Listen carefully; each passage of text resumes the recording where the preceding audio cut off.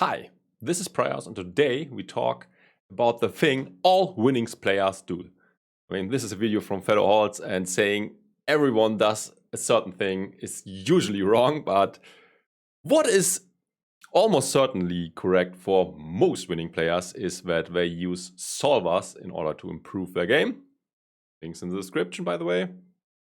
And also all winning players use Tracker in order to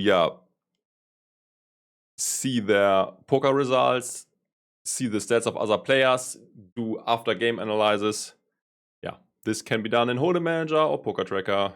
Links in the description as well. And I wonder what all winning players also do. This apparently is a mental technique that wins at poker. So let's get into the video. By the way, I'm not a huge fan of mental techniques and mental coaches and stuff, so I might be skeptical about the things that will be said. We also had a video from where Phil Garfond did the same thing, where he was talking what he learned from mental coach, and I was also like, most of this is just like bad or not that helpful. But let's see if the advice from Fedor Holz is better. He's supposedly one of the best tournament players in the world, so let's get into the video. Having a strong mental game is one of the things that contributed massively to my success in poker. There's one technique that I use a lot to facilitate that, and it's called anchoring. I talked to Timon Krause, a famous German mentalist, and he actually brought up the same technique. So I thought, okay, now it's time to share this golden nugget. And he explains the background and implementation of this. So I mean, I know what anchoring is, but it has nothing to do with poker, and I don't see how it's helpful there. I mean, anchoring, for example, is anchoring means that you set a number in your client's mind or whatever that is way too high, for example, in order to negotiate a price that is way above market value. For example, you could be an independent advisor, and then the client comes to you and asks, and it tells you about the task. You could say, oh, we had something similar in the past with another client, and he in the end paid around about 10 million for this project. And then you have sent an anchor, although the real cost might be way lower, but that's now the point where negotiating starts, and that is anchoring. I'm not sure what it's supposed to be in poker, but we will see soon. And hi Aya Lobo, welcome to the stream. I'm actually not doing that well. I have, what is it called? Scarlet fever, I think it is called in English at the moment, but I still do everything to put out great content. Okay, I hope you are at least doing well and are not sick. Okay, let's go on with the video. Oh, listen in. At the end, I will also explain you how I used it in poker, so stay tuned. You have an amazing technique, which actually I use in a different version with my coach. Oh, great. But the way you explained it, actually I like that is more concrete and crisp. So anchoring is a technique that comes from hypnotherapy and NLP, so from neuro-linguistic programming. There's a lot of problems with NLP, but this technique is actually a really good one. Essentially what it is, it's operative conditioning. So I'm going to be linking a out and outward trigger to a mindset or a specific emotion that I want to conjure up in myself. I call it being in the zone, because you want to be relaxed, but you also want to be focused. So I will recover soon, I think. Last night was horrible. Had big headache, and my throat was like very aching, but now it's getting better already. And I like to play games, obviously, as a professional gambler. It's like this calm focus. So you're going to be in the zone. Next, you identify 3 memories where you felt in the zone. Those could be poker tournaments, but they could also be different memories. Maybe you say like, I really get into the zone when I'm skiing, or I really get in the zone when I'm like video gaming or something. And if you can find 3 memories that don't... I love skiing, by the way. need to be spectacular memories. They don't need to be you winning a tournament or anything. Just where you think like, okay, remember what that felt like. So it's step 2. Step 3 is that you're going to be identifying your triggers. So you want something that's going to be triggering that emotion through the process that we will go through in a moment. Yeah, I played millions of games, millions of hands in poker. In the beginning, No Limit Holdem mainly, but then I switched to Pot Limit Omaha, and that's where I'm specialized in nowadays. I mean, I'm also quite good at blackjack, but casinos don't like if you find techniques on how to get an edge. So by now I'm almost banned all over the place in all casinos, or not in all, but in many. And the ones that I didn't test it yet, I'm afraid to go on because, yeah, I used the prime casinos mainly, and these usually or often pay out. And the lower you go down in the tier list, the more likely you will be get scammed. I mean, yeah. I don't stream every day, but yeah, like twice or 3 times a week. Usually reviewing content of others, because that's the least work for me. I also got a YouTube channel. Yeah, check it out. You can say my trigger is this, or it's this, or it could be this. It could be a piece of clothing. Whenever you want to punch someone, oh, I'm so calm. Thanks for following. But maybe you say like, I always wear my special sunglasses or my special hoodie when I'm playing poker. So you can use that as your trigger as well. It could be an object, it could be this pen. So now I have my trigger, I have the motion, I have the memories. Now I'm going to go through the process of anchoring. The process of anchoring is basically very, very simple. You're going to put yourself back in that memory as much as you can. You're going to be using all your 5 senses to reconstruct that memory. It would be funny when you go back into the situation when you are playing online poker, trying to get into the zone, and while you do this, it goes beep, beep, and you are timed out at 8 tables and fold all your hands. Yeah, just joking. I think you probably should do this before a session and not in the middle of it, or at a live poker table where you have infinite time. So, okay, first I'm going to, in that memory, look around at the things that I see. Next, I move to the things that you heard, figure out all the sounds, nice sounds, annoying sounds. Move to what you could smell, good smells, bad smells. Move to what you tasted, and even if there was no specific taste, you just remember that there was no taste. Maybe you hadn't just eaten something, so there was no taste, that's fine as well. And you move to what you feel, so kinesthetic experience, what are the things and triggers that you could just feel in your body. And you identify where that emotion of being in the zone sits in your body. And you really dial in on that emotion, and you allow it to spread through your body and become bigger and bigger. And once you get it to the peak of how much you think you can conjure up being in the zone at that moment, you activate your trigger. If this was your trigger, you say, okay, now I'm feeling as much as I can right now as if I'm in the zone. You do this for 3 seconds, or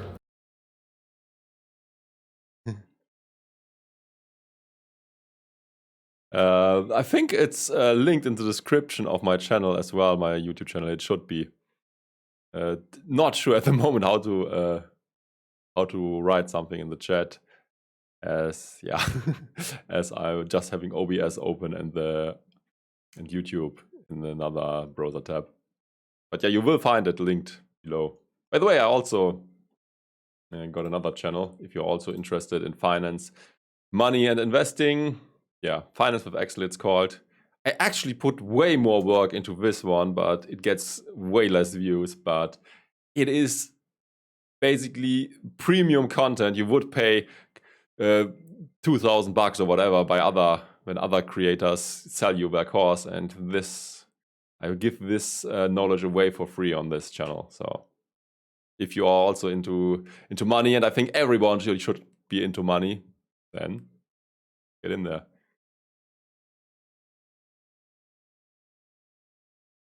you grab your pen, or you put on your hoodie, put on your sunglasses, whatever it is, for 3 seconds, and take it off again. And now, because you've done the trigger whenever you felt that emotion, you can reverse the process, and you will find that when you put the trigger on, or when you activate the trigger, it suddenly becomes much easier to conjure up the feeling of being in the zone. Activate your trigger, bring yourself into the zone as consciously as is necessary, maybe. Not sure if this works, but it sounds like a good technique if it's working. And I think I'm not doing, but I'm sure I'm not doing this subscribe for subscribe. I mean, this is either you like the content and then you can follow me and subscribe, or not. I mean, I'm not exchanging it. At that point, and notice how you get more and more into the zone in shorter and shorter amounts of time. And eventually this will be an automated process. It's the same for me. I do this whenever I have a new touring outfit. I do that with a touring outfit, and whenever I put it on, I'm in the zone to go on stage and I'm ready and the mindset is there and it just works. And I have specific like accessories that I only wear on stage. And I do this because I want to feel in the zone on stage, and then I want to also be able to take them off and just relax afterwards. That's a technique that I think could be really beneficial outside of just... Oh, that's also very good that you can snap out of it, because often when you play poker a long session, you cannot relax and you are like, oh fuck, I can't sleep, I need to sleep. I should have gone to bed like 5 hours before, but your mind is still in the poker game and you just can't relax and you don't find any sleep. And yeah, if this de-anchoring process also works, it would be nice. I also think you wrote me like 10 times already with your artist stuff. And I said, you can do things for me for free, but I'm not paying for it. Learning how to read other people, also like learning how to... By the way, I'm looking for people who are genuinely interested in gambling and playing poker and stuff. And I'm not buying anything off you. So yeah, you can stop if that's your only intention.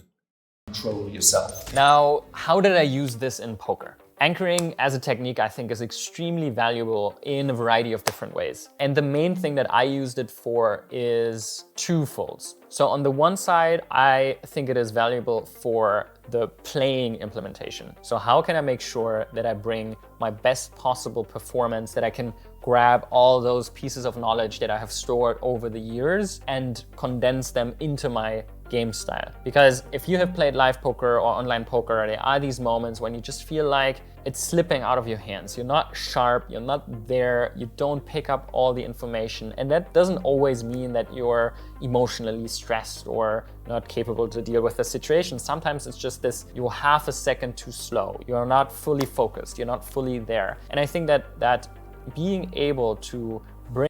Please stop it. The only discount I'm accepting is free.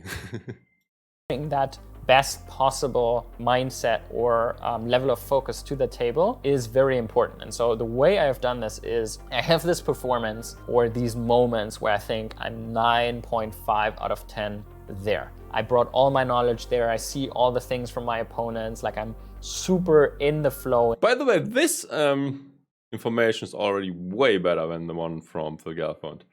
So might be worth for some people, but I think it's also hard to get this process, to get this thing done. But yeah, it can be useful for sure. In the game, and then I create an anchor for this moment. So I consider one of my best poker moments the 50K in Barcelona, where I just got out of poker, but I was still super sharp. And finally, I was able to do all those things that I was sometimes a bit too scared to do, like to be a bit too out of line, to read too much into this live tell. I just felt like he had it, and then I had a decent hand and I called, and then he obviously showed me that he had it. That was one performance where I felt like I was able to do that. I felt like he had it, I folded. I felt like he didn't have it, or like there were some cues and information that just felt like he had a weak hand, and I went out of line and bluffed a hand that isn't a theoretical bluff, and stuff like this, where to be in this exact sharp moment where you don't overdo it, you don't talk yourself too much into stuff, but you read. Yeah, but I think this is often also,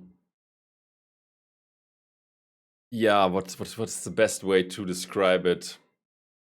This is potentially also results orientated, because sometimes you just did the right thing and he does not have it 70% of the time, but at this point he had just had it. You made the correct decision, but results orientated, you might think, okay, I'm an idiot, I should have folded, but in reality that's not the truth. And I think he might fall into the same trap here. When everything goes perfect, it just feels like you are a genius.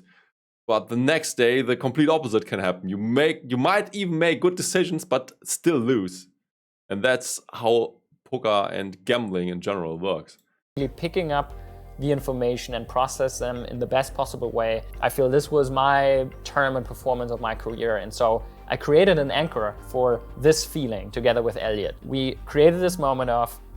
I think Fedor is more exploitative, I would say. But he's also getting in GTO a lot lately. I mean, I learned this from his videos. So I think he's a mix probably, but live you play against a lot of very weak players, and then obviously you want to be on the exploitative side of things. I think in the last stream I did, he also explained it quite well, or maybe I was the one explaining. But he said that there are certain player types, and it seems like that he is going the exploitative route most of the time. But against the very top racks, he's focusing on GTO, and that's also what I would recommend. I'm not sure if he's still playing. I guess so, but I don't know. And at least he makes this poker video still. I mean, I also make poker videos, although I didn't play anymore. But yeah, I guess he's still playing. But his latest results were very bad. I think I also streamed that, and he lost like 1 million or even 2 in a year. But yeah, this can easily happen. I mean, this guy is into all these high roller tournaments where buy-in often is like 100k or even more. And if you run bad in all these, it's hard to make a profit this year. Yeah, I gamble on casinos. I used to play a lot of poker, but now almost all sites banned me, so it's hard to play poker anymore. Basically everyone. Stars is the one that hurts the most because I was playing poker mainly on there, and they banned me after I took 100k or whatever it was in their casino. And yeah, also other great sites like William Hill also banned me. So yeah, also iPoker is also not I'm not able to play on iPoker anymore, and not many good sites available then. Why are all these advertising dudes in my channel today? Going back into this moment, my best poker tournament performance, and then whenever I sit down at a table, that's how I feel. This level of focus, this level of I definitely need an admin to get these guys removed. Performance that I can bring to the table over and over again. Sometimes this works better and sometimes this works worse, but it's really crazy to see that I think this. I wonder if this is just the imagination of him. Although the placebo effect is real. I mean, if he thinks it works, it might actually work. So even if it's bullshit, for him it might work. You know what I'm saying. Yeah, I think I already disallowed links in the chat, so they used other format that you don't. That it's not a link anymore. But yeah, not much you can do about it, especially if it's as a small YouTuber, and I don't want to take hours to figure out how to remove these guys. Especially they can make a new account, and these are often bots, and it's like a plague. Even my finance channel has a lot of people who are advertising some bullshit, or they are saying, hey, I am finance with Excel, and go to my WhatsApp group, blah blah blah blah. I mean, that's obviously not me, but it's hard to remove these guys as they're coming back with new accounts over and over and over again. Yeah, I'm a big advocate of I forgot the name now. Passive investing. So yeah, broadly diversified investing often has the better, or most of the time has better results than active investing, and it's also less time consuming. So yeah, check out my finance channel for sure. Finance with Excel it's called, and yeah, I have a lot of very good content on there. I mean, I might be biased as I made the content, but yeah, I think it's like very, very good, and the channel is very undersubscribed.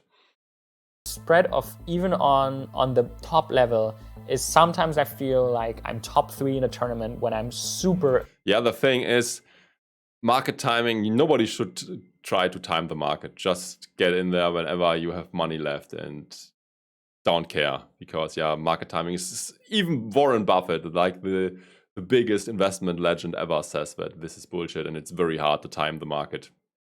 And yeah, remember the old saying, time in the market beats timing the market. And that's what you should do. And in the long run, stock investments always pay off if you are diversified. If not, you can get fucked because your company can go bankrupt. You can obviously also get very lucky and your company goes through the roof. But yeah, I wouldn't risk it because for me, it's like building wealth and not going broke. And this is how you do it. It's with diversifying and not using the stock market as a casino. Although this is the best casino in the world because if done correctly, it is a plus EV casino, and all other casinos, if you don't find loopholes, are minus EV. So in there, specifically because of the moments that I can pick up. I mean, what is the upside on Apple? They are already worth 2 billion. So how much more should it go up? 2 million, 3 million, 4 million, not billion, it's billion. It's not billion, it's trillion. Sorry. Should it go to 6 trillion or whatever? I mean, at some point it gets ridiculous.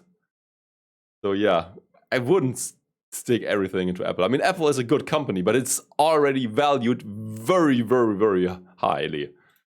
That others don't, like against weaker opponents where I think I play hands that they would never play. And I know the same for myself. Like when I bring a 5 out of 10 performance, I would never find those spots. I wouldn't see those things. I wouldn't go after them in the way that I sometimes do. And I think that's probably also how he lost that much in this year, because if you're on a downswing, you perform worse and you play worse. And that's why it's a vicious cycle where you lose, and then the losing leads to you playing worse, and then you lose even more. That's why it's so important on the play side to be so attent, to be so focused, and to be so immersed in this experience. So that's on the... Yeah, the good thing in cash games is you can always quit when you recognize that your mind is not sharp anymore, or that you are tired or whatever. You can, in theory, quit the table. There are other things to consider. I mean, if you have like the biggest fish ever, you still want to continue playing even if you are on your B or maybe even C game. But in tournaments, you cannot quit. You have to stay there until you bust. And that's the annoying thing about tournaments, at least in my mind. Yeah, true. The customer base is like cult in Apple. But the thing is, how much better should it become? I mean, they all already have this cult built around them. And if this slows down, or for some reason they make a shitty next iPhone or what, there will be a huge decline, like it happened to Facebook, Netflix, and other tech stocks. So I wouldn't put a lot of money in Apple. I mean, I'm in Apple. Probably my biggest position is Apple because I just buy ETFs that rebuild the whole market. So my biggest position is Apple, but I wouldn't, if I choose individual stocks, I wouldn't necessarily buy Apple. Purely poker playing side, you have this experience, you have this knowledge, you don't want to be distracted, and you want to bring the best you can on the table. And that's what I've created, an anchor for myself to be able to reproduce. Yeah, check out my other channel. I explain everything there. I buy ETFs, exchange traded funds. MSCI World is one index that is quite good. And yeah, you could use this one to build the entire world portfolio. I mean, actually, it's the MSCI World, MSCI All Country World, if you want to be very precise, because then you also add small stocks. The MSCI World is just with developed countries. And I think the second one I mentioned, it has also non-developed countries. And yeah, you can also, what is it called? Yeah, there are several methods to build a world portfolio, and it can be done as easily as with just one product, one ETF, but it can also be like 5 products or something. But yeah, check out my other channel. I explain a lot of stuff in there. That. Now, on the other side is the emotional side of things. Things get shaken. You lose a big pot, you get sucked out on. I think that's a strong suit of mine. I don't get very emotional. I mean, even if I get angry in one moment after a bad beat, I usually calm down pretty fast and still make relative sharp decisions. I mean, a lot of bad beats have to happen in order for me to really tilt. I mean, I'm never really tilting, but it's then B game instead of A game. Hi, Lost Paradise. You get it in with aces against kings, you get coolered, and now you go from chip leader to 9 out of 9. And those moments were countless. Like just in Triton in Cyprus, I was running super hot, and then when it got to the final table or final 15, like then I lose a massive pot. I've seen this so many times that people get shaken by this. And then it's there, okay, now you're 9 out of 9 and you just start punting it off. That's the second thing where I think there's a huge upside to be able to Yeah, you can be the best poker player in the world, but if you cannot handle the emotional side of things or the psychology, then you are fucked.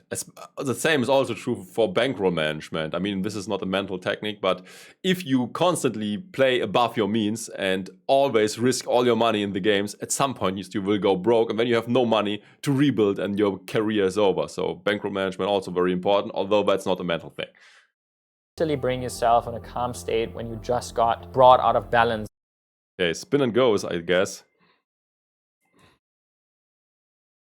But on okay. I rarely tilt after 10 milli hands of PLO. That's a lot.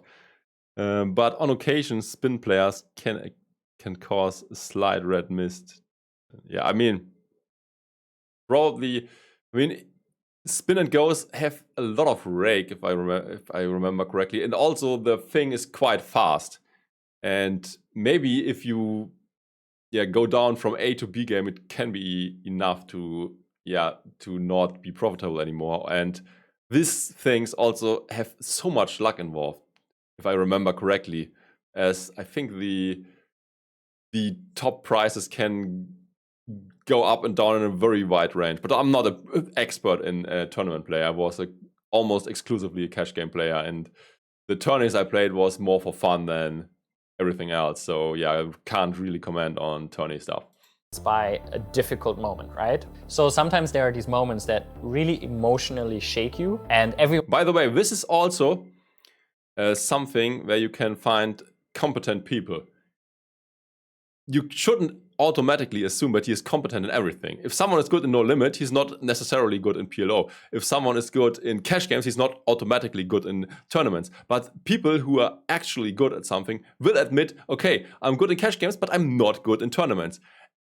Only idiots think that they are geniuses all over the place if they are a genius in one area. This just doesn't make sense. But often people assume that if someone is very good and intelligent and maybe top of one field, he's also one to get advice in other fields. But that's not necessarily true.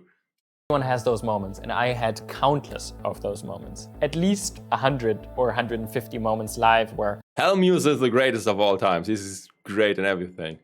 But I think all his bracelets are in No Limit Hold'em. And I mean, other pros and young guns always make fun of him, but I think he's still the one with the most bracelets, and he still is doing fine, I think. So he's probably not as terrible as everyone thinks. something happens, it brings me off balance. And there I have a different anchor and a very different technique, because there it's not so much about now bringing a poker performance, it's really more about bringing myself back to a balanced and centered me. Letting that go, relaxing and focusing on what's in front of me before I can even then focus on, hey, let me bring the best poker game I can. For me personally, those two things are particularly different. This is more something where I feel things are unfair. How does he calm down? Maybe he is explaining this. And it's not very mature. It's not like the most healthy and mature self. It's really more this childish behavior that sometimes pops up when a huge swing goes against me. And then to center myself again, like, I can be better than this. There is a place where I'm just very relaxed, calm and balanced, and that's where I try to bring myself back to. I actually center it a lot with the color orange. For some reason, it just makes me really calm and relaxed. And there is a particular place where we spend some time in nature, and I just go to that and just really relax there. And then I feel like I can just slowly calm down, and I can immediately feel that my performance gets much better. I get I think his tricks actually are not bad and might work out for many people. So this is a good video. I was skeptical beforehand, but now I say this is probably good advice. much calmer, and then I can start focusing again on poker and play my best poker. And those two areas have been super, super valuable for me, and I see it constantly in poker players, especially when I play The forest he showed was orange. Didn't you see it? live poker. There you have the face-to-face that they get so shaken by little moments, early stage, like day one, and then start playing bad poker and play hands that they would never play this way. And so it has a massive For me in life, it's always that I'm so bored and I play very bad hands because you sit there hour after hour and people make decisions so slowly. You feel like if you play only 5 hands an hour, and if you are tight, you often doesn't do anything in the whole hour, and it's just annoying. And at some point, it's so boring when you start loosening up. I mean, for me, it's the case. Impact on your win rate, and I think both being able to focus your best poker playing abilities, but also to center. But it's also a matter of money. I mean, if it's 2-4, I might do it, but I think if it would be significantly higher, like 5-10, and not 5-10, like 50-100, I will probably be able to control my boredom and still play the correct strategy. Your emotional being and just be balanced and stable. I think those two things, if you combine that well and have good things to go back to strengthen that, I think then you'll be ready for all the big moments that can come up. So I would highly recommend to integrate that in your game if you want to bring your game to the next level. And yeah, that's my anchoring technique. So I hope that's helpful. Implement. Yeah, implement this if you want to. What was the thumbnail saying? Every winning player does this. I mean, definitely not everyone. I doesn't do it. And I used to be a winning player at least, yeah. Good video. I think the techniques presented also make sense. And yeah, you can try it out if you are still able to play poker and if you are not banned everywhere like I am. And it sounds like it makes sense. It's a bit like meditational thing too. Yeah, like, subscribe, share, check out all the links below. Most of the stuff will help you to get a better poker player.